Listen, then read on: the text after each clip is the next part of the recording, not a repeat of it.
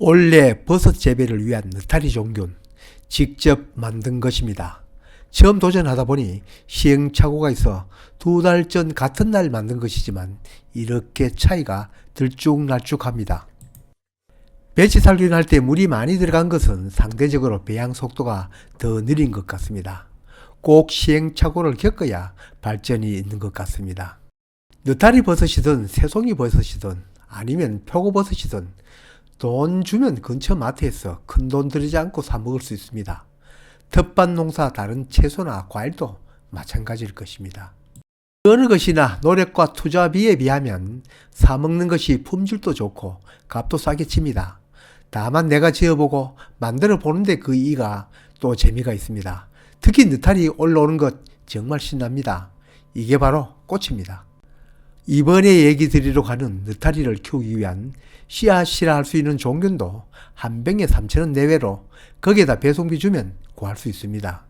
한두 병이 아니고 많은 양이 들어가는 경우나 저처럼 일을 벌이는데 재미를 갖는 분은 가정에서도 그리 어렵지 않게 만들 수 있습니다. 직접 만드는 그 자체가 재미있습니다. 올해도 작년에 이어 농장 근처 건강원에 직접 짜고 남은 칡찌꺼기 부탁을 하였더니 이렇게 얻어다 두고 종균 배양되고 접종 시기 되면 접종하여 올해도 풍성한 느타리 수확하려는 꿈에 부풀어 있습니다. 작년에 올린 영상에서도 말씀드렸습니다만 이 칡찌꺼기는 고압 고온으로 멸균된 상태라 별다른 처리 없이 바로 종균 섞어 한 달 정도 배양하면 이렇게 신나게 버섯이 올라옵니다. 올해는 여기에 드는 종균 제가 직접 집에서 배양해 보기로 하였습니다. 사야 할 종균 양도 많고 금액도 제법 투자되는 점도 있고 뭐든지 저지르고 보는 제 성격 탓이기도 합니다. 설록 실패를 한다 하더라도 배우는 게 있고 탄탄한 노후를 쌓기 위해서도 실패가 필요하기도 합니다. 배양실이 따로 없는 가정에서는 겨울을 이용하는 것이 가장 좋습니다. 배양된 종균은 이른 봄에 사용하면 시기적으로 딱 들어맞습니다. 그 외의 기간에는 곰팡이 등 잡균 때문에 어렵습니다. 종균 배양하는 데 걸리는 시간은 23, 4도 저온에서 하면 그 기간이 3, 40일 걸리는데 우리처럼 그 환경을 맞추기 어려운 곳에서는 그 두세 배가 걸린다고 보고 시작해야 합니다. 배양 때의 습도는 덮어두기 때문에 신경 쓰지 않아도 됩니다. 종균 사용 시간을 역산하여 12월 8일 참나무 톱밥과 등겨 약간의 설탕을 섞어 배양병에 넣고 있습니다. 포플라나 버드나무, 사과나무 같은 이런 톱밥이 더 좋고 심지어 왕개와 등겨를 섞어도 되고 귀리, 보리, 콩 등의 곡식으로도 종균 만들 수 있습니다. 이 배양병은 페트 생수병으로는 할 수 없습니다. 전자레인지나 솔때 삶으면 변형이 오기 때문에 P병이나 PP병을 이용해야 합니다. 딱 농부는 버섯 농사를 짓는 분에게 몇 개 얻어 사용하고 있는데 인터넷에 보면 파는 것도 있습니다. 한번 구하면 계속 쓸 수 있는데 이걸 구하기 어려우면 나중에 비닐봉지를 이용한 배양 방법 영상 올리겠습니다. 물을 섞어 반죽을 할 때 물기는 손으로 꼭 짜면 물이 몇 방울 떨어질 정도를 맞추는데 물기가 너무 많으면 방 안에서 배양할 때 냄새도 나고 배양 시간도 더 많이 걸립니다.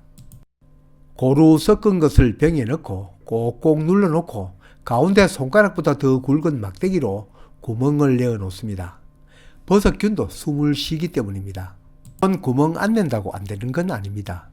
남은 것은 살균 작업을 거쳐야 합니다. 그냥 쓰면 속에 보이지 않던 곰팡이균이 득세를 합니다. 이 배지살균은 전문 업체에서는 고압 고온 살균기로 쉽게 할 수 있지만 우리는 이런 전자레인지라 빨래 삶는 통 등으로 합니다. 양이 적으면 전자레인지에 넣어 6, 7분 정도 살균합니다. 만일 양이 많으면 레인지를 충분히 식힌 후 다음 것을 살균해야 합니다. 무지막지한 손바닥 농부 무리하게 작업하다 전자레인지 고장 내버리고 결국 빨래솥에 삶았습니다. 이렇게 할 때는 그 삶는 시간을 약 1시간은 주어야 합니다. 혹시나 싶어 뚜껑을 열어놓고 삶았더니 김으로 인한 수분이 더 첨가되어 나중에 배양할 때 시간이 더 걸렸습니다. 뚜껑을 살짝 덮어 삶거나 아니면 삶은 후 식힐 때 뚜껑 살짝 닫아서 엎어두면 물기가 빠져나갈 것입니다. 살균한 배지가 다 식었으면 시종균으로 접종을 합니다. 시종균은 별거 아닙니다. 그저 종균 한 병 구하거나 아니면 쓰고 남은 종균 약간만 있으면 됩니다. 종균 남은 것 냉동실에 보관하면 1년 동안은 가능합니다. 느타리 버섯 일부를 잘라 배지에 넣어 조직 배양도 할 수 있습니다. 조직 배양도 실험실보다는 환경이 못하지만 겨울을 이용하여 소독 잘하면 가정에서도 할 수 있습니다. 이 조직 배양에 대해서도 틈나면 영상 올리겠습니다. 종균을 접종하는 방법은 느타리 병재배와 같으나 그때보다는 종균을 더 적게 넣기 때문에 잡균이 들어가는 것을 경계해야 합니다. 손과 기구들을 소독하고 가스레인지를 켜놓고 하면 그 근방에는 공기 속 곰팡이가 접근하기 어려울 것입니다. 그렇다고 무균실처럼 안전하지는 않습니다. 종균병 윗부분을 긁어내고 소독한 커피 숟가락으로 필요만큼 드러내 배양할 살균 배지에 얹습니다. 위가 덮일 만큼 얹으면 앞으로 다른 잡균 침범 염려 적습니다. 미생물은 우점하는 쪽이 이깁니다. 앞에서 언급한 대로 최저거 배양 온도는 23, 4도 정도인데 이 빈 방이 18도입니다. 스티로폼 박스에 넣으니 20도 정도 되더군요. 멸균실 환경이 아니라면 오히려 온도가 조금 낮는 것은 더 안전합니다. 곰팡이 번식 재고니 버섯 배양 온도보다는 더 높으니까요.